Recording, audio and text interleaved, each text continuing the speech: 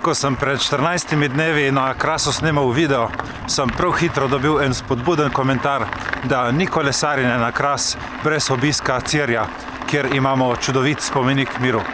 Zato sem obljubil, da bom šel ob prvi priliki spet na Kras, da vam ta spomenik pokažem. Zraven pa pokažem še nekaj čudovitih makadamskih poti za vožnjo z gorskim kolesom. Živjo! En prav lep kolesarski pozdrav. Čudovito vreme imamo, sončno. Jaz sem počakal do 1 popoldan, ampak temperatura se je dvignila komaj na 6 stopinj Celzija. Piha precej mrzel veter, ene 25 na uro. In jaz se zdaj prebijam iz Nove Gorice južno po kolesarski stezi v Šempeter.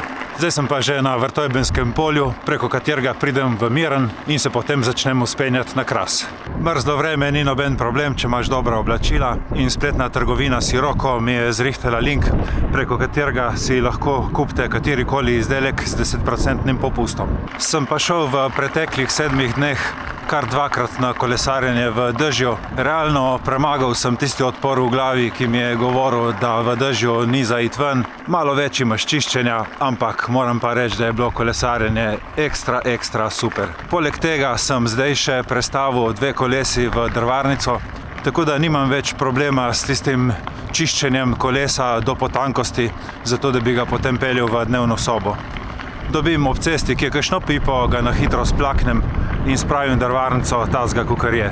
Zdaj sem prišel na konec Mirna.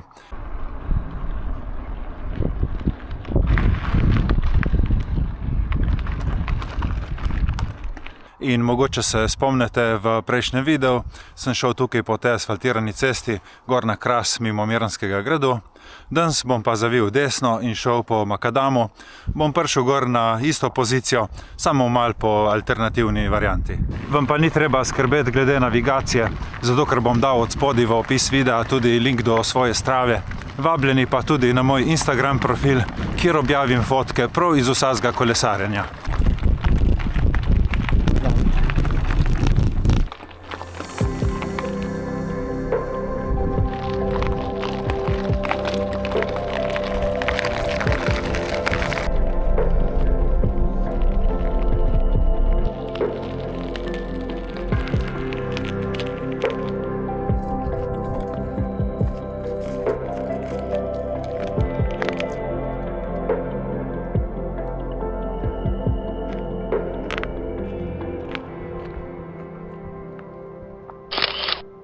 Na podlagi prejšnjega videa, ko sem kazal tisto moč na levem in desnem pedalu, je potem en gledalec vprašal, če imam zdaj power meter.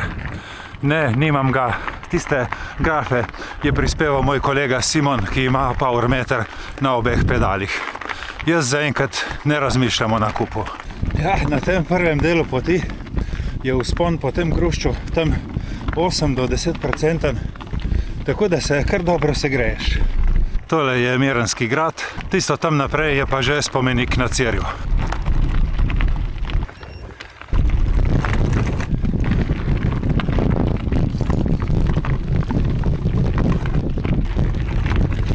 V prejšnjem videu sem prikazal tudi, kako si nastavim višino sedeža, in po enakem postopku sem si ga nastavil tudi tako na gorskem. Ampak se mi zdi, da je malo previsok. Sicer ful dobro gonim, sem zelo učinkovit, ampak bolj se mi zdi problem, da s visokim sedežem nisem tako stabilen. Ne vem, pogledajte tle, ko se peljem mimo, če se vam zdi previsok ali ne.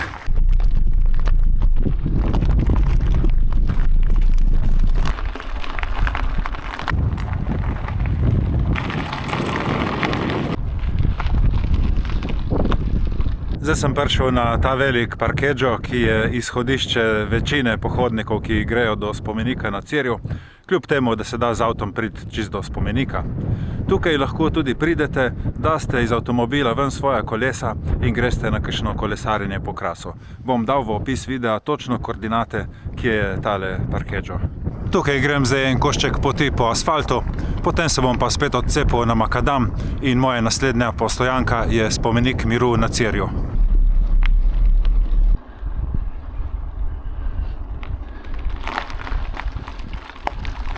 Ena zelo pomembna podrobnost na Krasu so tej kažipoti, tako da se praktično ne moreš zgubiti, se izmeri vidiš, kam lahko greš.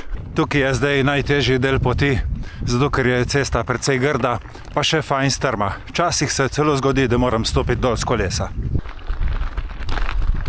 Evo, še malo, pa bom na vrhu.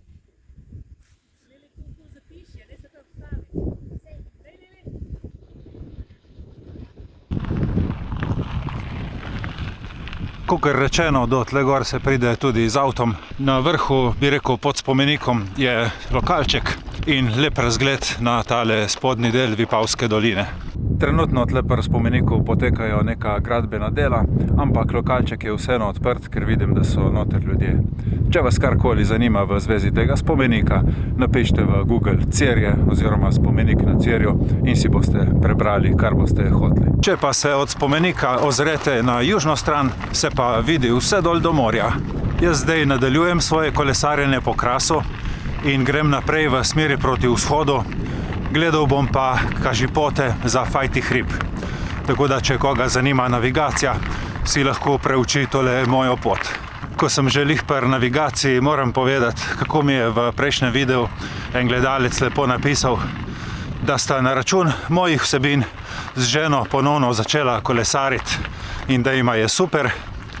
Ga je pa zanimalo, kateri števc bi si kupil, da bi lahko uporabljal eno dobro navigacijo. Garmin mu je predrag in ga je zanimalo, kako se obnese Sigma 11.1 Evo v kombinaciji z aplikacijo Komoot, na katero je celo naročen. Res sem bil vesel tazga komentarja, take vzpodbude, motivacije, tako da je res super. Glede samega števca pa ne znam nič povedati, ker te Sigme ne poznam. Jaz tukaj računam na pomoč vas, gledalcev, ki sigurno poznate te stvari in boste znali svetovati, kateri cenovno ugoden števec ima solidno navigacijo.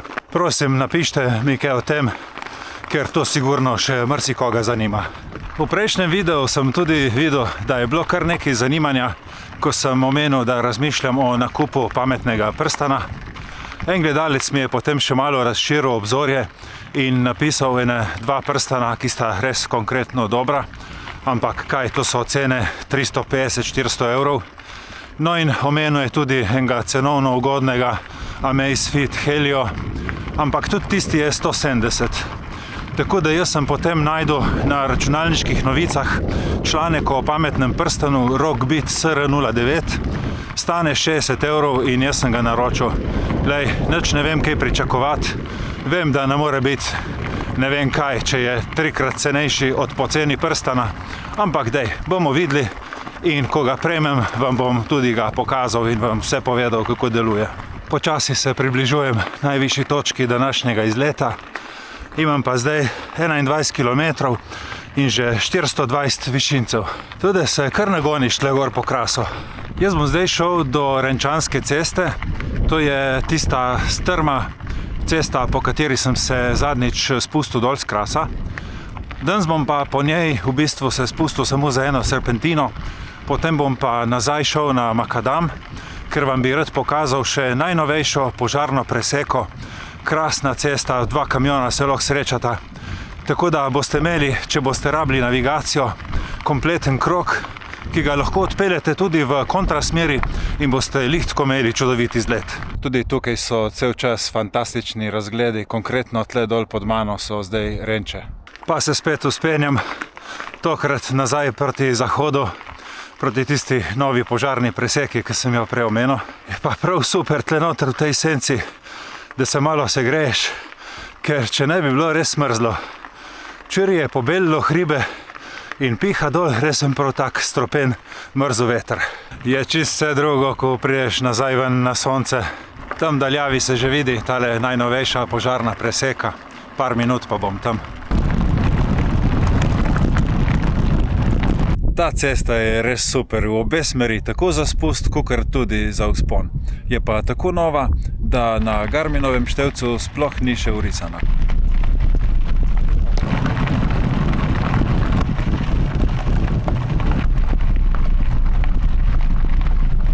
Ko prideš dol na konec spusta, je asfaltirana cesta, lahko zaviješ levo, 1 kilometer je do Mirna in tam zaključiš krog. Jaz bom pa naredil še malo variacije, malo ovinka in grem desno proti Renčam. Ob poti lahko občudujem zvončke, ki so prav te dni pokukali ven.